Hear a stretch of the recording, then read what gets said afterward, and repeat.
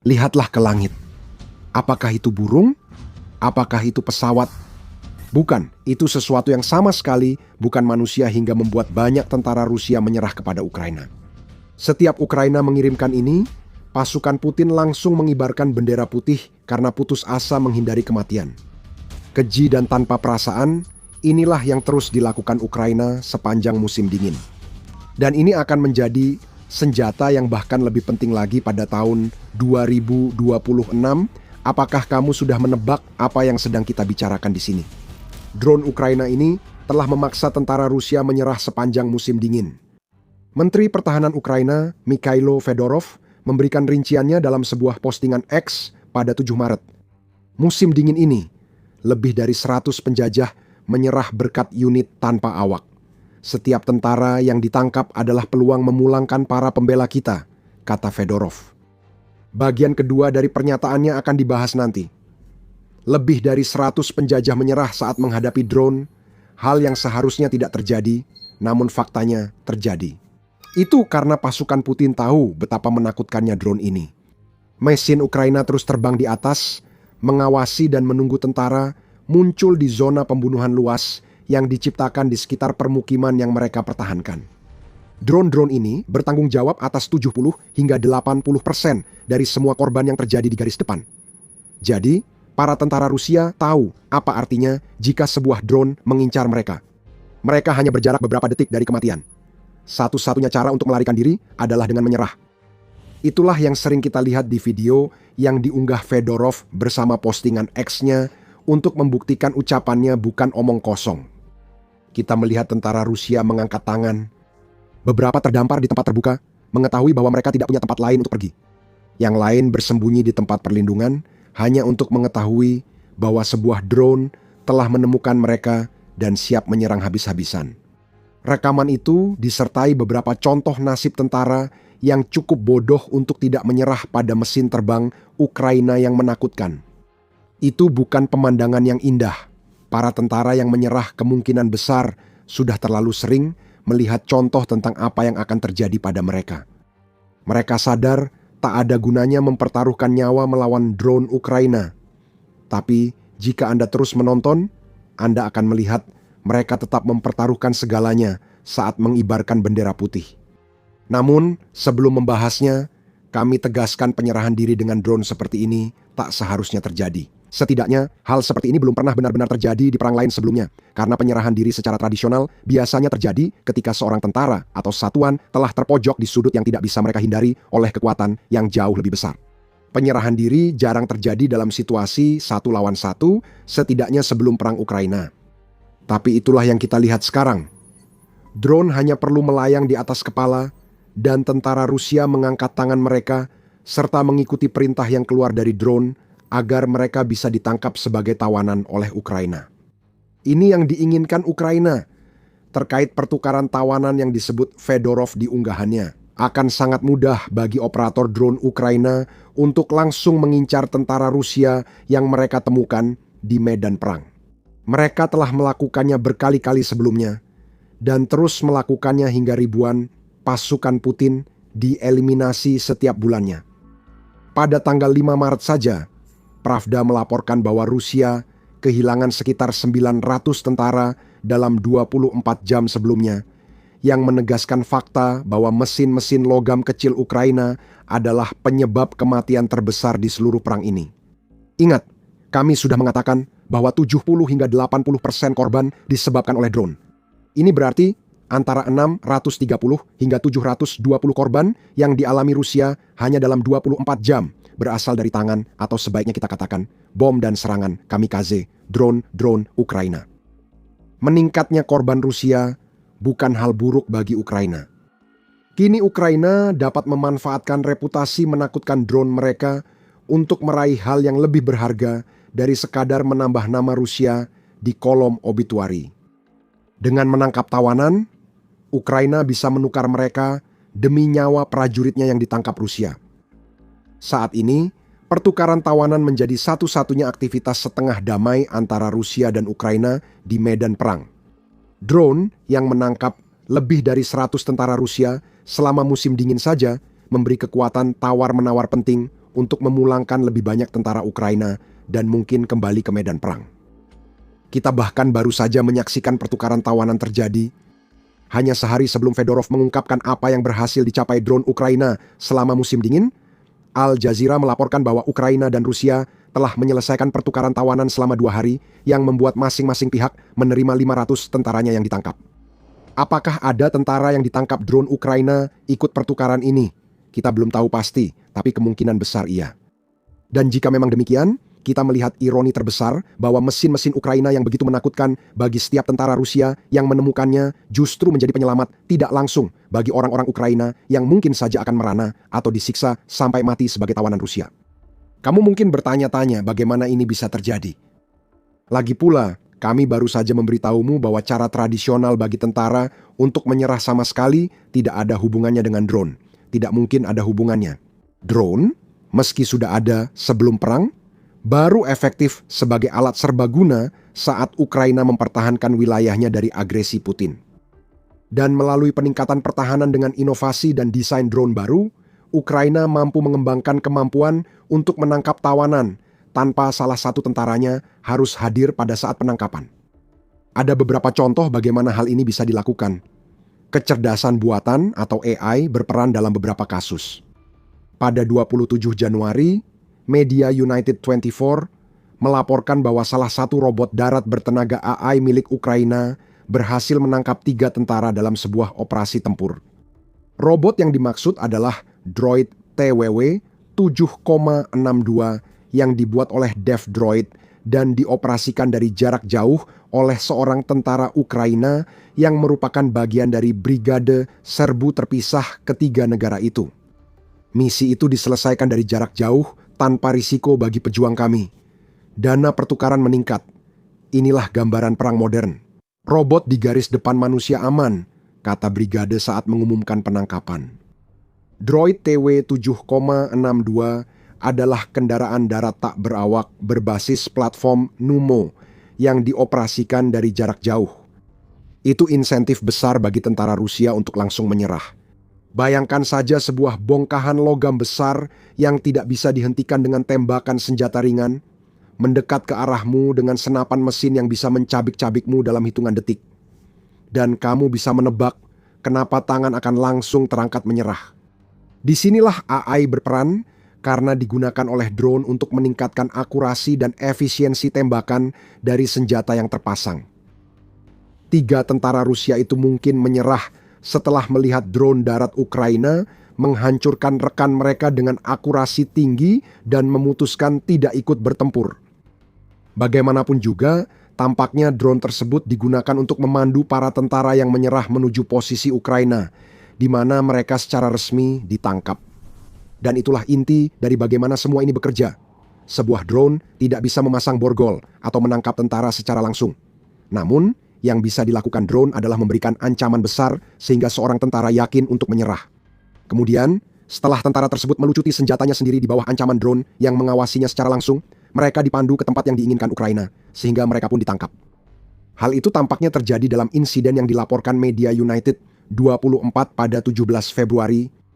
Dalam kejadian itu, sepasang tentara Rusia awalnya menyerah kepada salah satu drone Ukraina sebelum meyakinkan 3 rekan mereka lainnya untuk melakukan hal yang sama. Dan bagaimana Ukraina membuat itu terjadi? Media United 24 mengatakan bahwa drone yang dimaksud dilengkapi dengan pengeras suara yang digunakan Ukraina untuk memperdengarkan peringatan tentang apa yang akan terjadi pada tentara Rusia yang ditemukan di arah Slobozhansky Utara yang sedang dipatroli. Tentara Rusia, kami tahu lokasi persembunyian kalian. Ini kesempatan terakhir. Dalam 1 jam, perlindungan kalian akan hancur. Menyerahlah agar bisa hidup dan kembali ke keluarga. Kelompok kalian yang kemarin bergerak bersama sudah dihancurkan dan kini tergeletak di ladang menurut pengeras suara. Ini propaganda yang jadi kekuatan nyata. Yang terburuk bagi prajurit Putin adalah mereka tahu peringatan ini 100% akurat. Mereka telah melihat rekan-rekan mereka tewas dalam jumlah besar akibat drone Ukraina. Jadi, senjata tak berperi kemanusiaan yang memberikan peringatan setajam itu adalah sesuatu yang harus dianggap serius. Dalam kasus ini, 5 tentara Rusia menerima pesan tersebut. Mereka mengikuti drone ke tempat aman untuk menyerah. Sebagian besar dari mereka melakukannya. United 24 Media melaporkan bahwa tentara Rusia lainnya menembaki salah satu dari mereka yang mencoba menyerah, yang memberikan sedikit petunjuk tentang sesuatu yang kami sebutkan sebelumnya mengenai pasukan Putin yang mempertaruhkan nyawa mereka sendiri saat mereka mengibarkan bendera putih. Ini situasi sulit. Menyerah bisa celaka, tidak menyerah bisa dihancurkan drone. Kita akan bahas lebih lanjut. Tapi sebelum kita membahas itu, masih banyak lagi informasi seperti ini. Jika Anda merasa mendapatkan manfaat dari The Military Show, jangan lupa untuk berlangganan agar tidak pernah ketinggalan video kami. Bagaimana tentara Rusia mempertaruhkan nyawa saat menyerah pada drone Ukraina? Lagi pula, seharusnya pengalaman terburuk mereka sudah berakhir, bukan? Mereka tidak diledakkan oleh drone, dan sekarang sedang dalam perjalanan menuju relatif amannya penjara Ukraina untuk menunggu sampai mereka ditukar kembali ke Rusia. Andai semudah itu, mengatakan Putin meremehkan tentara Rusia yang menyerah adalah pernyataan yang terlalu halus. Pemimpin Rusia adalah seorang pria yang percaya bahwa setiap orang yang dia kirim ke garis depan harus bersedia bertarung sampai akhir demi tujuannya. Dan jika mereka mendapati diri mereka dalam situasi yang tidak bisa dimenangkan, mereka seharusnya bunuh diri sebelum ditangkap. Ini bukanlah hiperbola. Pada Desember 2024, UKR Informed melaporkan bahwa tentara Rusia diberikan instruksi oleh komandan mereka tentang cara bunuh diri jika mereka berisiko ditangkap atau menyerah. Ini menunjukkan betapa rendahnya nilai yang Putin berikan pada tentara yang dikirim ke Ukraina. Jika tentara Rusia tak mampu bunuh diri dan menyerah ke Ukraina, ia bisa menghadapi berbagai nasib mengerikan. Nasib terbaik dari semua itu adalah hukuman penjara yang panjang yang dijatuhkan kepada mereka oleh Kremlin. Menurut Putin, penyerahan diri sukarela seperti di video Fedorov adalah kejahatan yang patut dihukum berat. Pada 15 April 2025, Moscow Times melaporkan Rusia menjatuhkan hukuman penjara resmi pertama pada tentara yang menyerahkan diri ke Ukraina. Roman Ivanishin, seorang sersan junior, dicopot pangkatnya dan dijatuhi hukuman 15 tahun penjara karena tidak membiarkan dirinya mati di Ukraina demi ambisi Putin. Coba tebak berapa lama hukuman pembunuhan di Rusia? Jika jawabmu hingga 15 tahun kamu benar. Di bawah pasal 105, Kitab Undang-Undang Hukum Pidana Rusia, pembunuhan tanpa keadaan yang memberatkan dihukum dengan hukuman antara 6 hingga 15 tahun. Hukuman untuk pembunuhan dengan keadaan memberatkan bisa lebih berat, termasuk hukuman mati. Namun, Ivanishin tetap menerima hukuman berat seperti untuk pelaku terburuk di Rusia, hanya karena mencoba menyerahkan diri ke Ukraina. Tapi siapa tahu, dia mungkin bebas lebih cepat. Dia hanya perlu menjadi satu dari lebih dari 180.000 narapidana yang direkrut Rusia untuk militer, yang mungkin memberinya kesempatan menyerah lagi. Kremlin mungkin tidak akan memberikan tawaran yang sama kepada Ivanishin seperti yang mereka berikan kepada banyak penjahat lainnya, kecuali jika mereka ingin menciptakan situasi di mana tentara itu menghadapi nasib yang lebih buruk daripada yang sudah diterimanya. Ivanishin termasuk beruntung. Ia dipenjara karena mencoba menyerah ke Ukraina, sementara tentara Rusia lain terbunuh. Hal ini sudah beberapa kali terjadi selama perang. Pada Juli lalu, Militani melaporkan insiden tentara Rusia menembak rekannya sendiri saat rekannya mencoba menyerah kepada Ukraina. Drone Ukraina memantau insiden dari atas, kemungkinan untuk meyakinkan tentara yang ditembak agar menyerah. Rekaman insiden ada, meski sebagian besar terlalu mengerikan untuk ditampilkan di video ini. Namun, jika Anda menonton videonya, Anda akan melihat tentara yang menyerah itu ditembak sekali dari jarak jauh, sehingga ia jatuh tersungkur ke tanah. Beberapa detik kemudian, penembak mendekati tentara itu dan menembak kepalanya. Itu nasib yang mengerikan, namun Rusia tampaknya mendorongnya di militer mereka, seolah setiap tentara hanya untuk dikorbankan melawan pertahanan Ukraina. Bagi Putin, jika tentara enggan melakukannya, mereka dianggap sudah mati. Apa bedanya bagi pemimpin Rusia jika tentara ditembak Ukraina atau oleh rekannya sendiri? Setidaknya tentara mati tak memberi Ukraina sesuatu untuk ditukar dengan tentara yang tertangkap. Insiden lain terekam dalam video pada Oktober 2025. TVP World melaporkan kali ini, pasukan Rusia memakai drone mereka sendiri untuk membunuh pria yang mencoba membelot atau menyerah ke Ukraina. Prajurit itu bahkan baru saja mulai menyerahkan diri. Pasukan darat Ukraina menyatakan drone pengintai mereka melihat prajurit itu mulai meletakkan senjata, diduga bersiap menyerah ke Ukraina. Hampir begitu senjatanya jatuh ke tanah, sebuah alat peledak yang dijatuhkan oleh drone Rusia mendarat di sampingnya. Boom! Ledakan itu langsung menewaskan prajurit yang menyerah. Rekaman itu terlalu mengerikan untuk dibagikan, namun seperti kata pasukan darat, ini membuktikan musuh tak menghargai nyawa, bahkan tentaranya sendiri. Kami punya satu contoh lagi. Pada 10 Februari, United 24 Media melaporkan pasukan Rusia masih menyerang tentaranya sendiri, terutama saat mereka mencoba menyerah kepada drone Ukraina. Media tersebut melaporkan tentang sepasang tentara Putin yang telah menyerah kepada drone Ukraina yang diterbangkan oleh Brigade Mekanis Terpisah ke-24 di wilayah Chazivyar. Saat drone-drone itu memandu tentara Rusia ke lokasi penyerahan, drone FPV Rusia menyerang dan menewaskan keduanya. Inilah realitas yang dihadapi tentara Rusia di pasukan Putin dan kita sudah terlalu sering melihatnya.